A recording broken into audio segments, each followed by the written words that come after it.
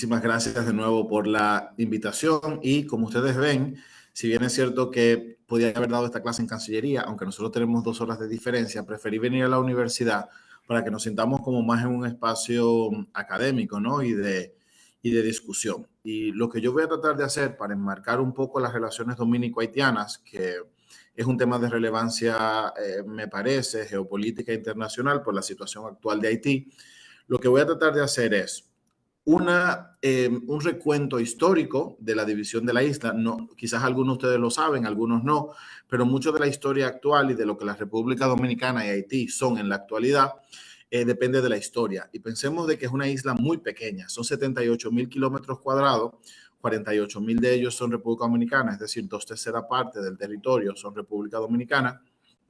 ¿Y cómo es posible que en una isla tan pequeña hayan 2 estados, solamente son 4 estados en esa misma condición en el mundo, una isla tan pequeña que tengan 2 estados y cómo esos 2 estados son tan divergentes? O sea, mucho de la situación actual se explica por ese proceso histórico. Así que lo que voy a tratar de hacer es explicar un poco la situación, ver cuál es el contexto actual, los principales conflictos o problemas o diferendos que tenemos en la actualidad y después voy a abrir un espacio para preguntas y comentarios.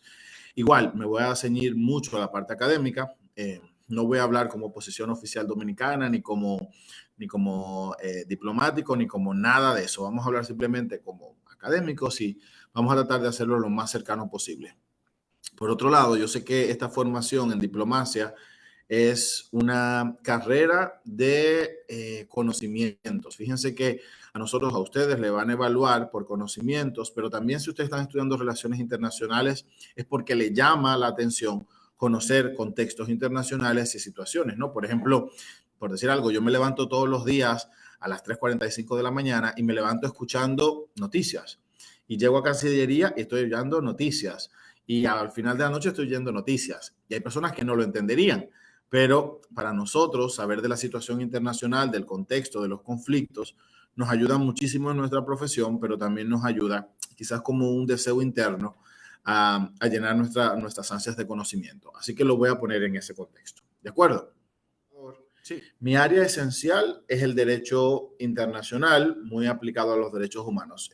Como explicaba antes, yo soy licenciado en filosofía, licenciado en literatura y licenciado en historia, especialista en derechos humanos, especialista en diplomacia, especialista en derecho comercial, magíster en relaciones internacionales, magíster en derecho internacional, en sociedad democrática y desarrollo, y estoy terminando otro en derechos humanos.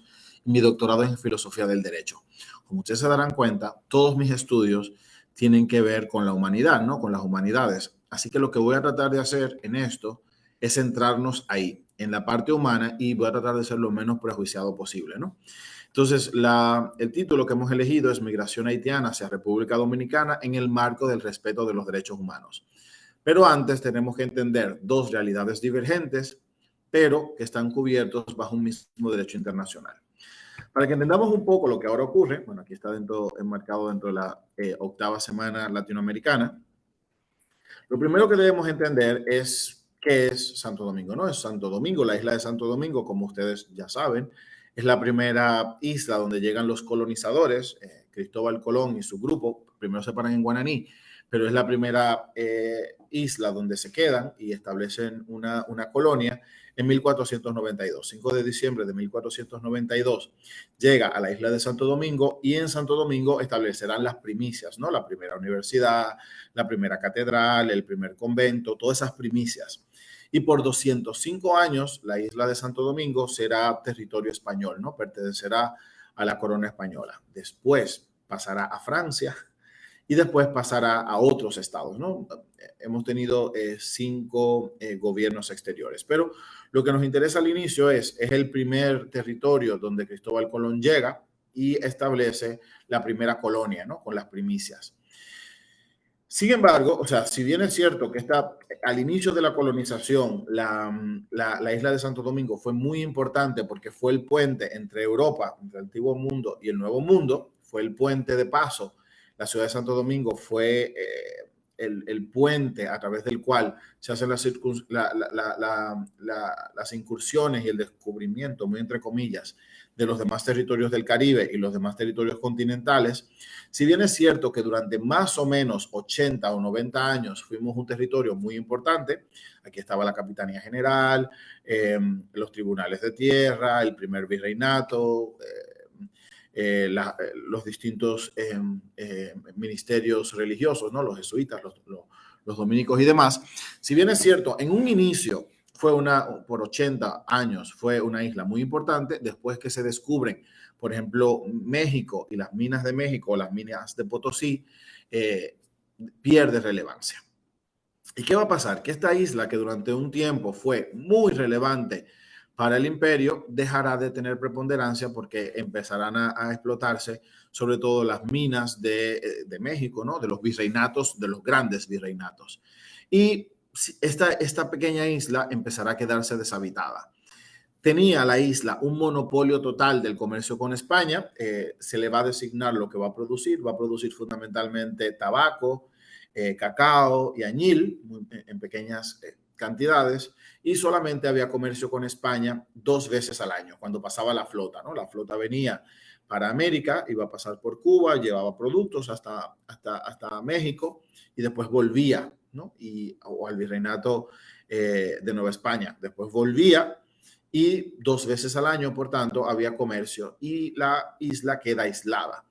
Dado que los habitantes de la ciudad, que eran más o menos unos de 80 a 100,000 personas, tenían necesidades insatisfechas, empezarán a hacer contrabando. Y el contrabando lo van a hacer, estas son las principales ciudades, ¿no? De Santo Domingo del siglo XVII.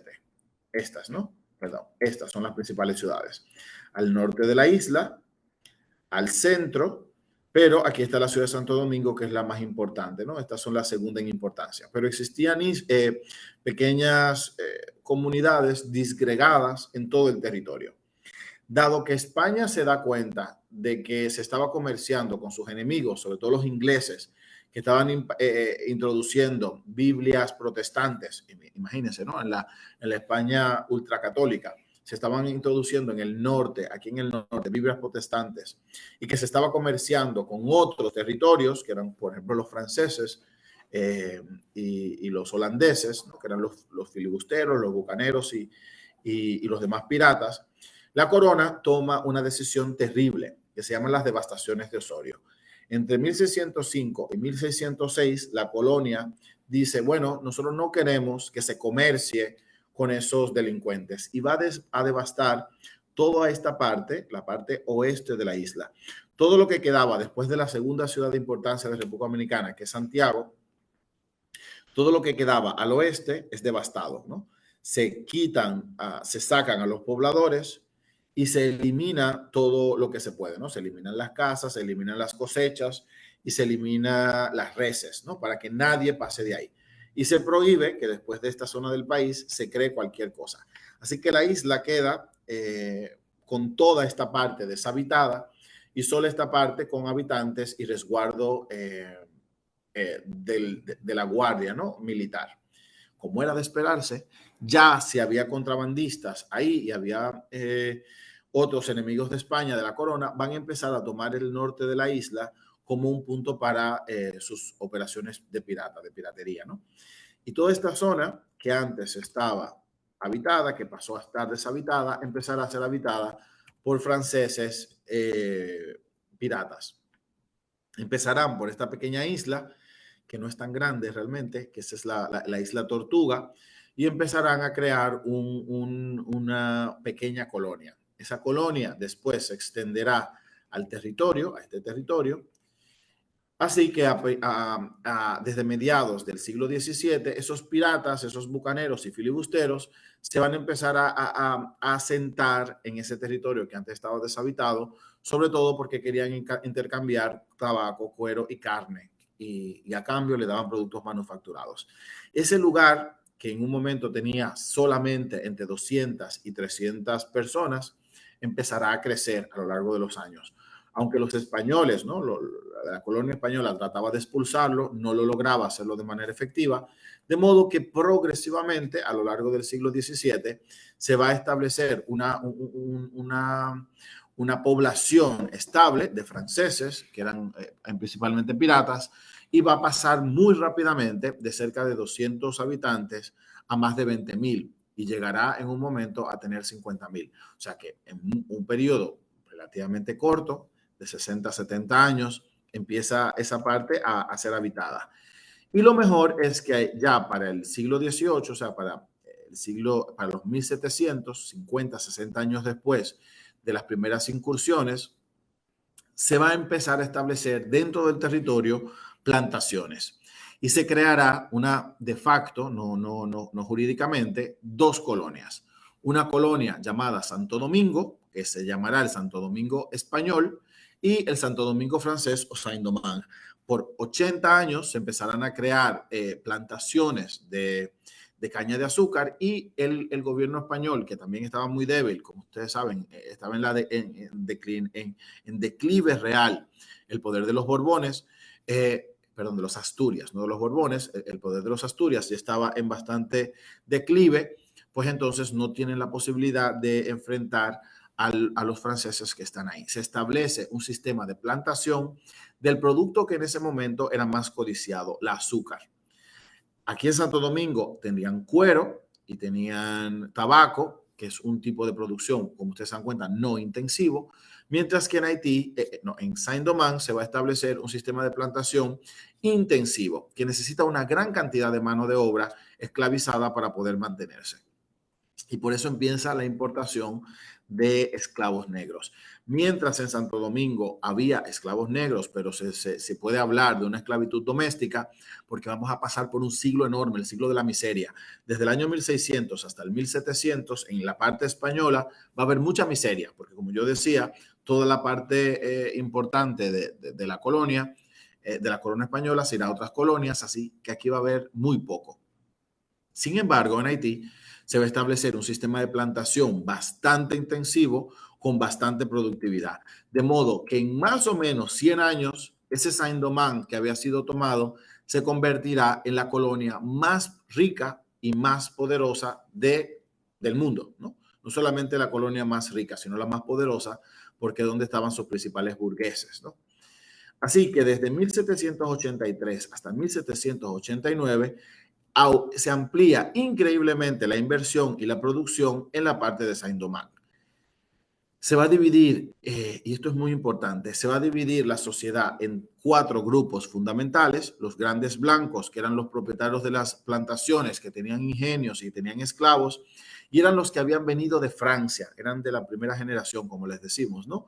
Se encargaban de las exportaciones e importaciones, y eran los funcionarios civiles y militares, eran los gros blancs, ¿no? Era la primera generación de franceses, ¿no? No eran sus hijos, la primera. Después estaban los segundos, la segunda generación, y también otros blancos, ¿no? Que se llaman los petit blancs, los pequeños blancos, que se encargaban de lo que llamamos artes manuales, ¿no? Ahí estaban los artesanos, los pequeños comerciantes, los pescadores y otros funcionarios menores o los que eran de segunda generación.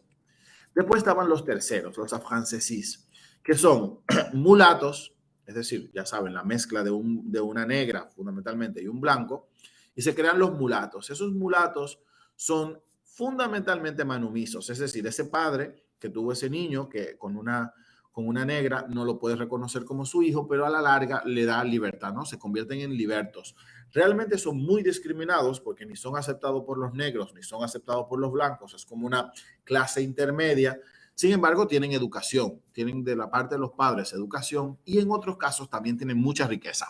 Ese es el grupo que va a hacer la guerra de revolución, ¿no? Porque son los que tienen los conocimientos y los recursos, pero no tienen la aceptación de ninguno de los dos. Si tuviéramos tiempo para estudiar la revolución haitiana, nos damos cuenta que los 3 que la empezaron, ¿no? Toussaint Louverture o Boyer, pertenecen a ese grupo de los hijos de españoles, perdón, de franceses, que tuvieron herencia y educación, pero no tenían posibilidades. Y por último, estaban los esclavos, que eran la gran masa de los trabajadores y que llegaron a ser un número increíble para la época, 1,000,000.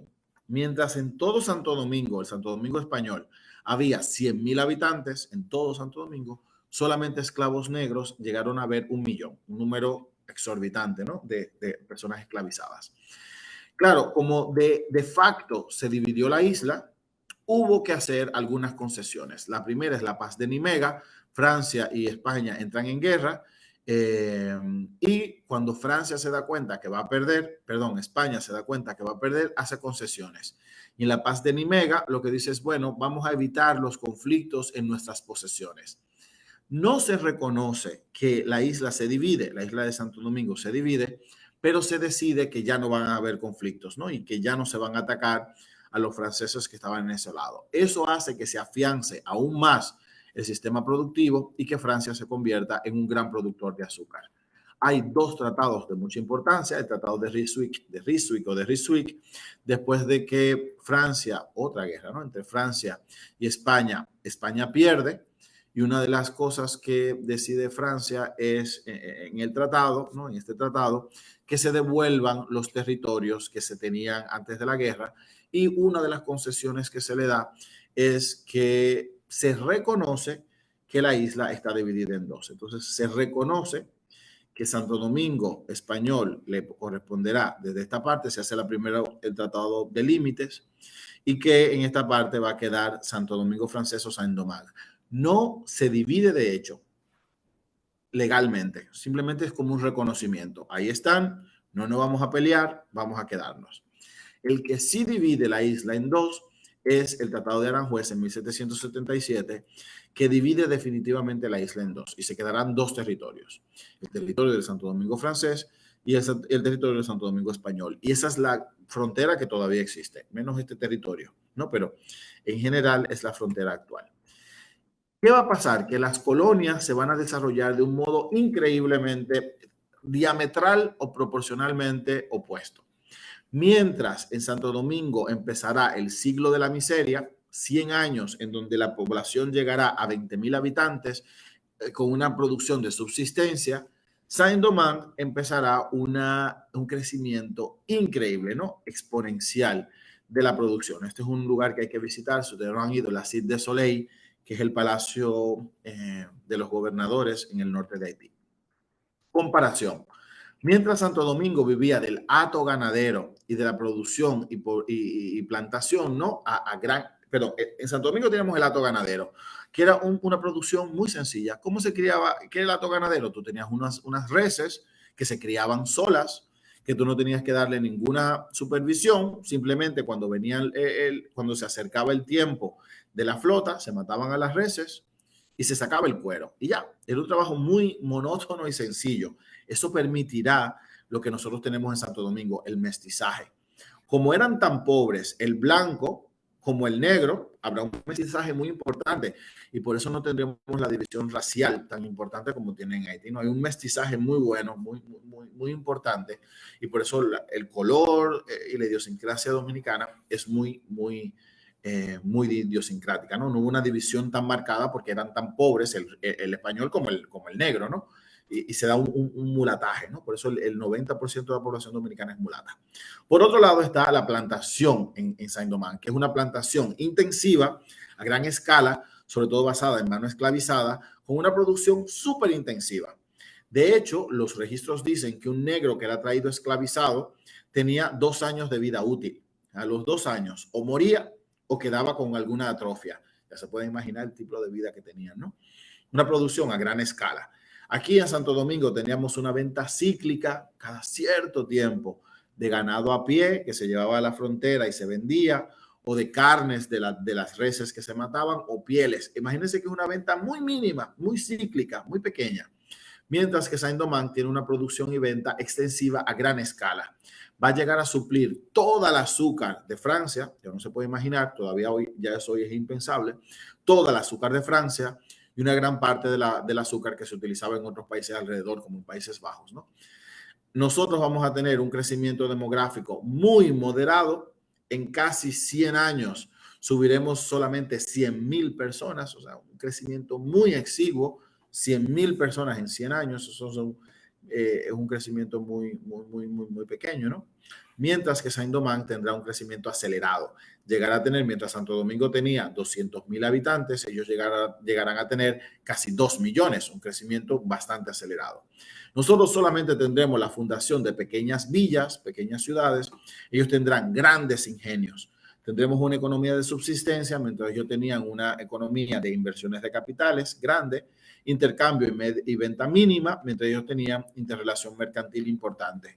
Nosotros éramos gobernados por compañías locales y la corona, por el gobierno local y la corona, mientras ellos por compañías e industrias de gran escala. ¿Qué diferencia dará eso? Bueno, el crecimiento exponencial de la riqueza de Saint-Domingue, mientras nosotros teníamos un crecimiento muy exiguo. Pero claro, basado en una explotación muy grande. Y ahí vendrá la revolución haitiana. Entre 1802 y 1804, los negros, dirigidos por Buchmann, fíjense que el negro que lo empieza se llamaba Buchmann, porque era un negro que sabía leer. Buchmann comienza esa revuelta, que es seguida por los mulatos, ya decíamos, por Vincent Ogé, que es un mulato, que es del 5% de la población, y logran independizarse. A partir de ahí, desde 1804, que se independizan en adelante, va a empezar un progresivo deterioro de los sistemas productivos. Claro, esos esclavos que se independizaron hicieron una lucha racial. Eran blancos contra negros. Todo el que era blanco fue asesinado o se tuvo que ir. Y por tanto, los medios de producción decayeron. Y un hombre que había sido esclavizado por años no volverá a decir, bueno, ahora yo voy a trabajar libremente en un campo de azúcar. Pues no, se queman los ingenios y la gente no trabaja más en azúcar. Por tanto, hay un sistema productivo que decae en constante declive. Va a empezar una inestabilidad política muy alta porque los mulatos quieren mantener sus privilegios, pero son una minoría. Los negros son la mayoría y esos negros se van a imponer, pero va a empezar un caudillismo muy arraigado. El territorio se divide entre el norte y el sur, en la República del Sur y en el norte hay un imperio y evidentemente comienzan las guerras civiles. Así que va a haber un periodo de mucha inestabilidad. Y además va a empezar el temor de que, claro, la isla está dividida en dos, Santo Domingo francés y Santo Domingo español, ahora se llama Haití. Pero Haití es un territorio independiente que se independizó de un imperio, ¿no? De un imperio francés. Y ahora tienen del otro lado a España. Así que tenemos aquí en Santo Domingo la corona española. Como era de esperarse, ven la posibilidad de que los españoles se alíen a los franceses y les invadan. Así que nos invaden.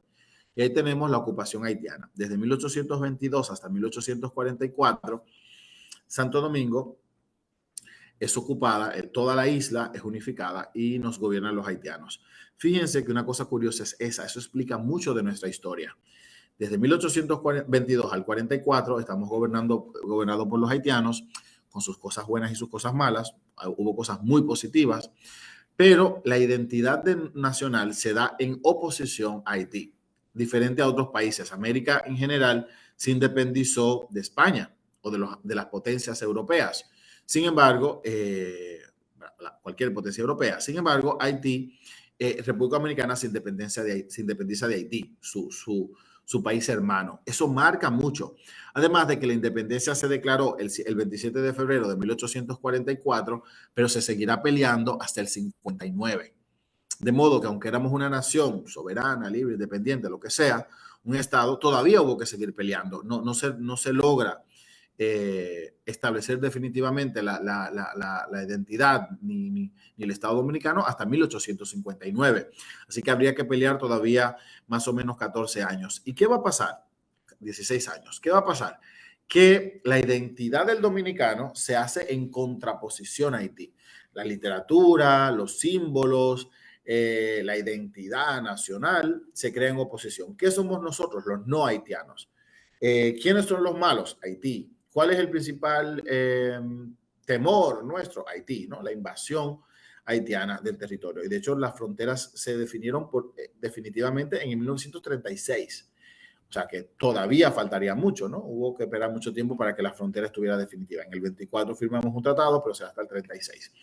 Y en definitiva, va a empezar un deterioro muy acelerado en Haití, un deterioro político que nunca se ha estabilizado. Quizás tuvieron un periodo de estabilidad, lastimosamente, con las dictaduras de los Duvalier, ¿no? Que es una cosa buena que uno lo diga, pero una dictadura, y entonces empezará un crecimiento social y de identidad contrapuesto. Tenemos en la actualidad dos estados totalmente distintos, ¿no? Esta es la parte de Haití con un territorio muy degradado, con crisis medioambiental y de suelo muy importante. Y tenemos el República Dominicana del otro lado. Esa es la frontera de Dajabón.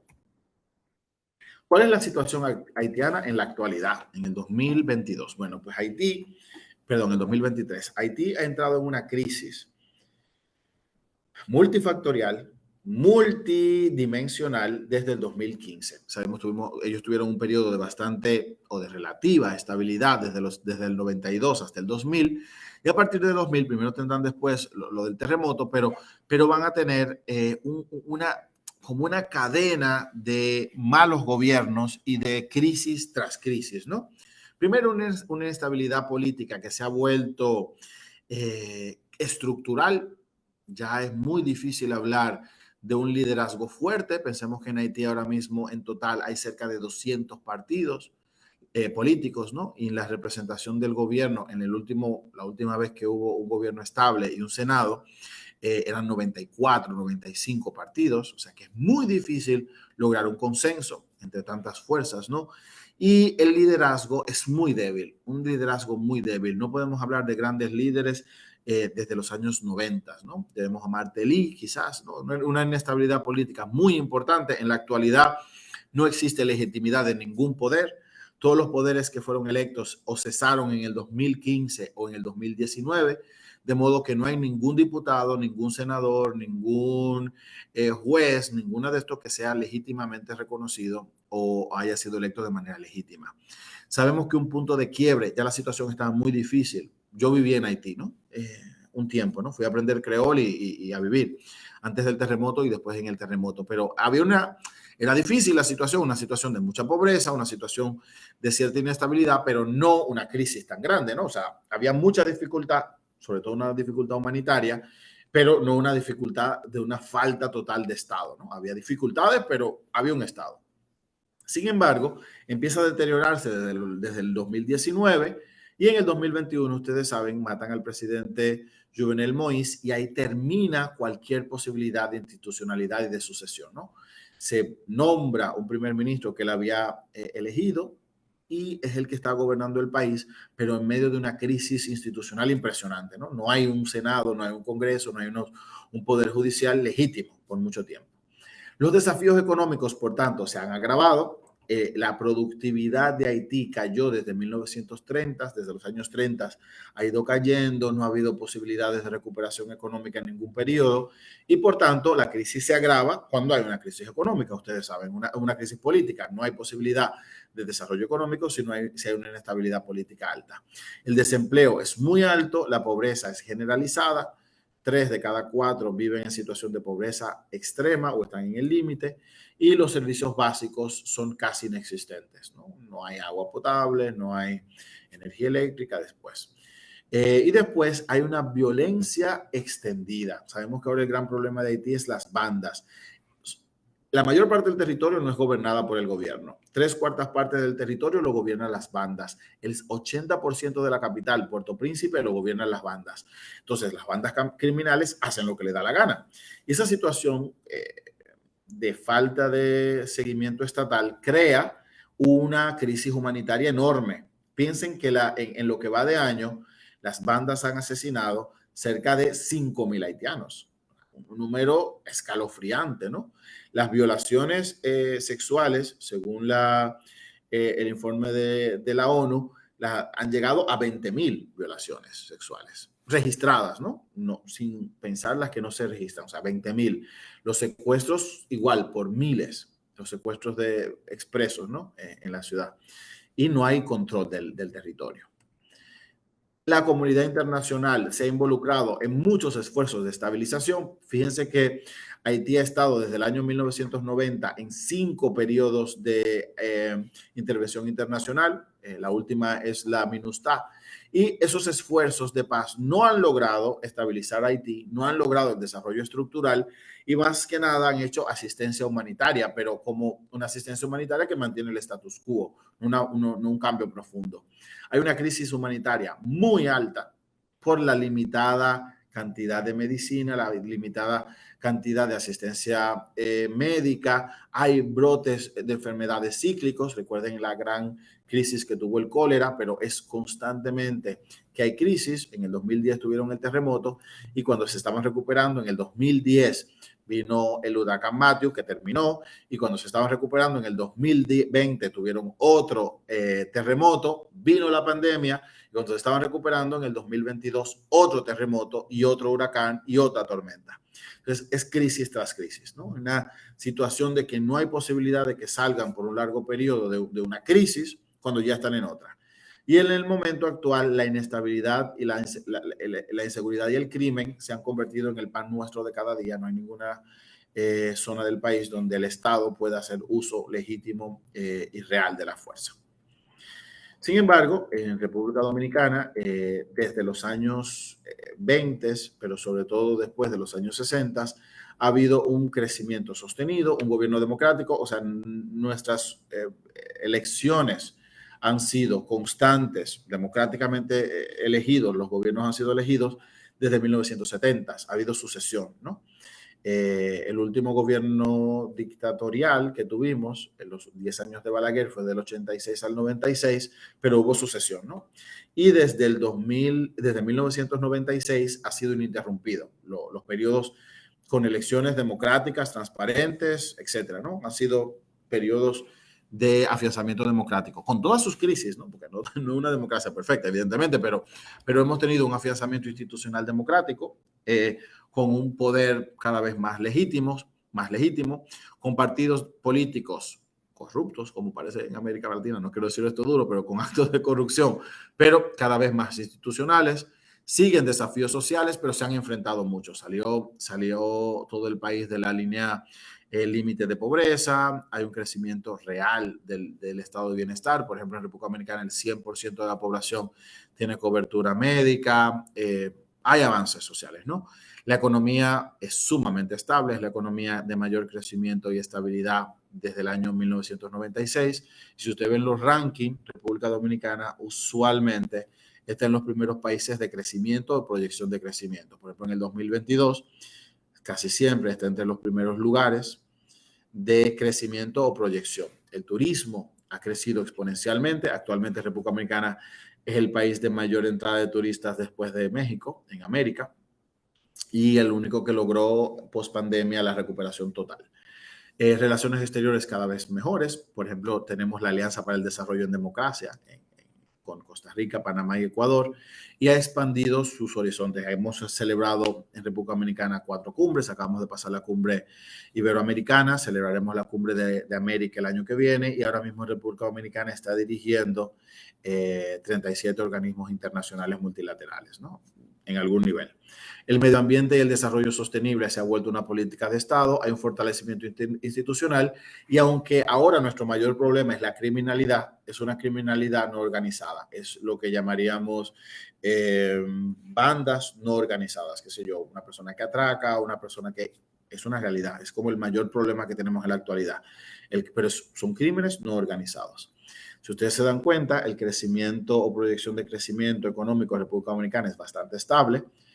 Fíjense que República Dominicana creció entre agosto y octubre del 2022 5.13 y 5.1, y en lo que va del 2023 ha crecido 4.7. Si lo comparamos con Costa Rica, que es otro de los nuestros, Costa Rica creció del 3.3 al 3.5, y lo que ha crecido en el 2023 es 2.8, o sea que es un crecimiento bastante importante. El crecimiento del PIB también es muy importante, de los principales del mundo, de nuestro hemisferio. Fíjense que la tasa de crecimiento media de América es 2.5, República Dominicana crece 5% en el 2022, 5% en 2023. Si lo comparamos con Costa Rica, 3.4, 3.2, así que un crecimiento que va más o menos bien. Si lo comparamos con Haití, ahí es mucho mayor la divergencia, es mucho mayor. Este es del año 2021, pero mientras en República Dominicana el Producto Interno Bruto era de 94.000 millones de dólares, el de Haití era de 20.000, la entrada per cápita en República Dominicana es 8.000 dólares, ellos tienen un, ¿cómo se llama? $1.000. La población es más o menos igual, ellos tienen 1,5 millones, nosotros tenemos 11 millones y medio, nosotros tenemos cerca de 11 millones, pero la tasa de desempleo en República Dominicana ahora es menos, ahora es 5.3. Es una gran divergencia, tenemos República Dominicana tenía el 2022 6.4, ahora es 4.6, mientras Haití tiene más del 30%, etcétera, etcétera, etcétera. Y fíjense, esta tabla es muy importante. El gráfico se ve mal, pero se entiende. Mientras República Dominicana desde 1945 hasta la actualidad, ¿no? Ha registrado un crecimiento ascendente en el Producto Interno Bruto. Haití es lo contrario. Su mayor auge lo logró más o menos estable, ¿no? Hasta el 45, y desde 1945 a la actualidad ha experimentado un declive muy importante, ¿no? Un declive real, ¿no? Hasta llegar a casi la pobreza extrema. Aquí vemos las diferencias, ¿no? En las comparaciones de indicadores económicos, y vemos es una divergencia muy, muy, muy marcada. Igual, la situación en la democracia en República Dominicana ha mejorado muchísimo. En el ranking internacional, aunque desde el 2019 teníamos 43, evidentemente Costa Rica en eso está mejor que nosotros, pero se ha avanzado. ¿Cuál es la situación actual? Bueno, pues ahora eso no me cayó bien. Hay un error en la información. Ahora experimentamos, como es evidente, cuando hay dos países, ustedes lo saben, cuando hay dos países que tienen una divergencia económica de calidad de vida tan marcada, pues bueno, habrá fenómenos migratorios, y eso es totalmente comprensible. Tenemos una población con una necesidad real de supervivencia, y ahí tenemos la crisis sanitaria, tenemos la crisis económica, tenemos la crisis con las bandas de violencia y demás. Entonces es muy comprensible que haya olas migratorias constantes, sobre todo en una frontera tan porosa. Nuestra frontera con Haití son 316 kilómetros, pero es una frontera porosa, es decir, no hay en todas partes divisiones. Eso nos crea una presión migratoria bastante importante. Fíjense que Haití expulsó de su país 9.664.000 migrantes, ¿no? Una gran parte de eso, evidentemente, viene a República Dominicana. Y eso nos crea algunos problemas, ¿no? Por ejemplo, una presión a ciertos sistemas. Una presión en República Dominicana, los niños, bueno, por pertenecer a las convenciones del niño, cualquier niño, sin importar su nacionalidad, hasta el 8º curso lo es recibido. Claro, todos los haitianos que necesitan educación serán asistidos en nuestro país y recibirán educación, pero claro, te carga el sistema educativo. Y uno de los puntos que se ha resaltado más es, por ejemplo, el problema en el sector sanitario. ¿Cuánto cuesta las migraciones? Por ejemplo, en nuestro país, la frontera, como Haití tiene un sistema sanitario tan deficiente, si viene una mujer embarazada a la frontera, con una ambulancia se deja pasar, la ambulancia se deja pasar. Y los partos, por tanto, en República Dominicana de parturientas haitianas tienen un crecimiento exponencial. Miren, por ejemplo, en el 2019, 89.000 partos de dominicanas, 27.000 de haitianas, pero cada año va subiendo, ¿no? Y ahora tenemos 37 al 76, y en lo que va de año, del 2016, de los 18.000 partos de dominicanas, o sea, la mitad también han sido haitianas, ¿no? Y ahí vemos, ¿no? Tiene un costo para el Estado. Imagínense que de los 36.000 fueron, 76.000 fueron dominicanas, 37.000 haitianas, por ejemplo. La República Dominicana ha hecho un esfuerzo internacional para hacer un llamado a la crisis haitiana.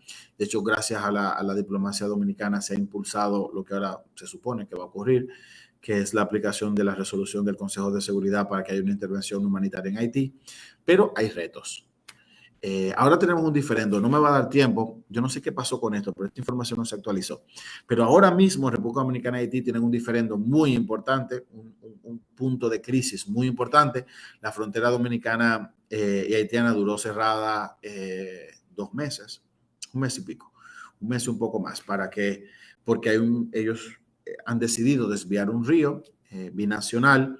República Dominicana se ha opuesto porque implica un trasvase, y evidentemente el río funciona de frontera, y si tú trasvasas el río y el río se pierde, pues se pierde la frontera.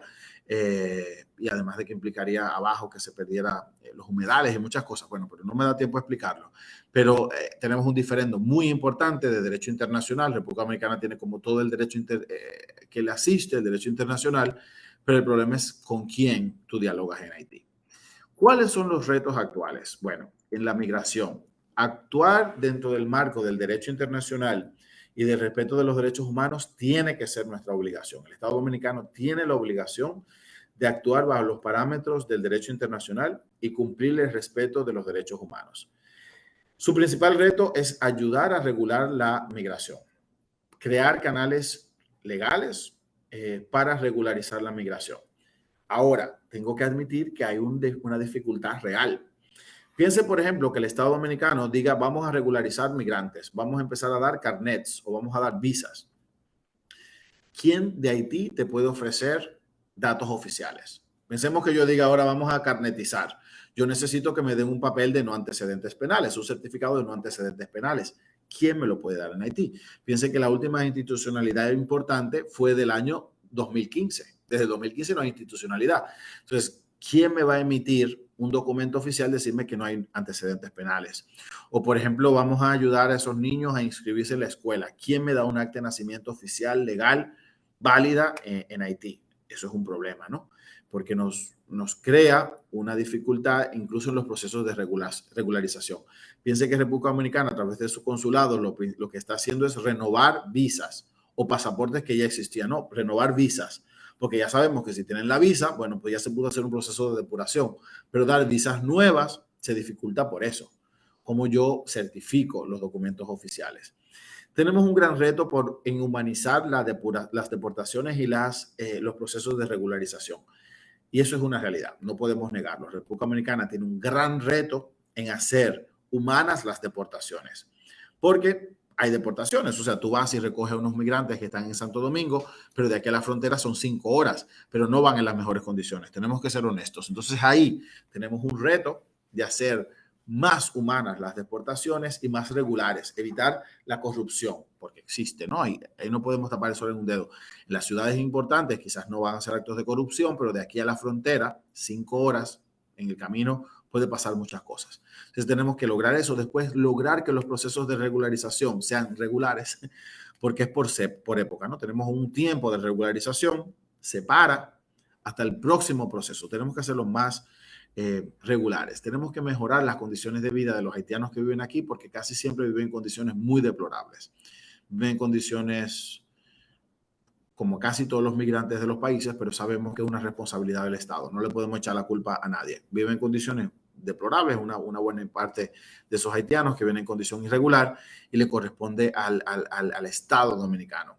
Sabemos que hay una presión sobre los recursos, hay unos haitianos que exigen educación, hay unos haitianos que exigen salud pública, hay unos haitianos que exigen los procesos de tramitación.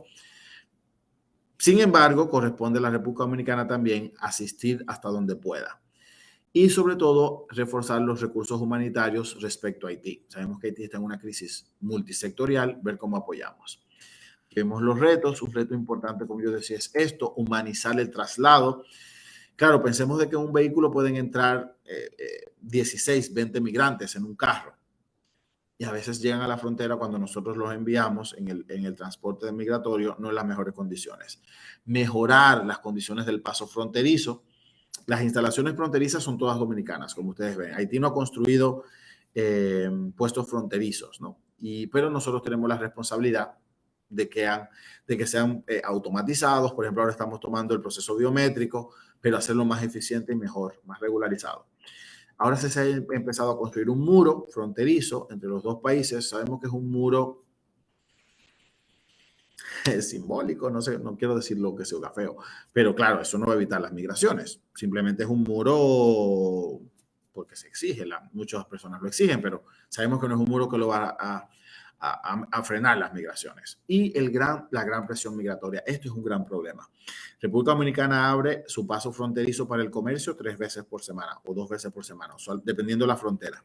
Y esos haitianos entran a comerciar a República Dominicana, a comprar o a vender. Pero hay una gran presión. Es una gran presión porque ¿cómo aseguramos de que todas esas personas vuelvan a Haití?